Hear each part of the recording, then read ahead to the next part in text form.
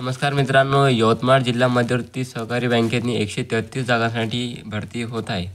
तर नमस्कार मित्रांनो, मी रोहन चव्हाण. मी आज तुम्हाला सांगणार की यवतमाळ या शहरातनी जिल्हा मध्यवर्ती बँकेतनी 133 जागांसाठी भरती होत आहे. तर त्याबद्दल मी काय पात्रता आहे आणि फी किती आहे, परीक्षा कधी होणार, किती जागा आहे, किती पद आहे, हे सर्व तुम्हाला मी या व्हिडिओमध्ये सांगणार आहे.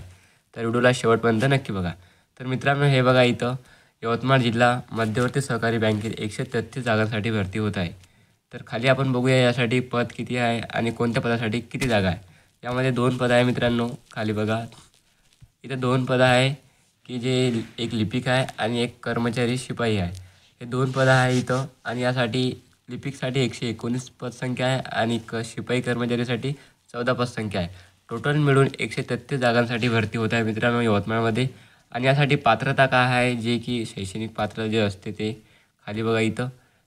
पद क्रमांक 1साठी तुम्हाला जे लिपिकसाठी आहे तिथं तुम्हाला कोणतीही शाखेतील पदवी पाहिजे, ते पण 45 गुणांसह. आणि जे कर्मचारी शिपाईसाठी आहे ते 10वी उत्तीर्णवर चालते, किती 5% पटावर वगैरे सर्व चालते.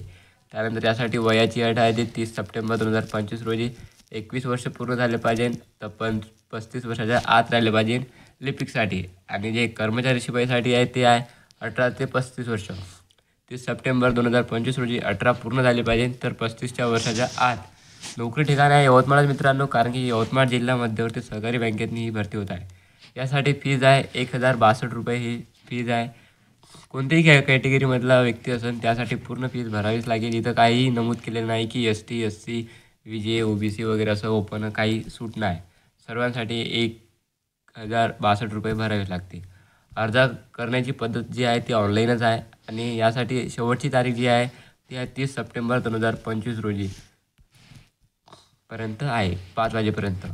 त्यानंतर इथं परीक्षा म्हणते नंतर कळविण्यात येईल की परीक्षा तुम्हाला मेसेज SMS वगैरे येणार.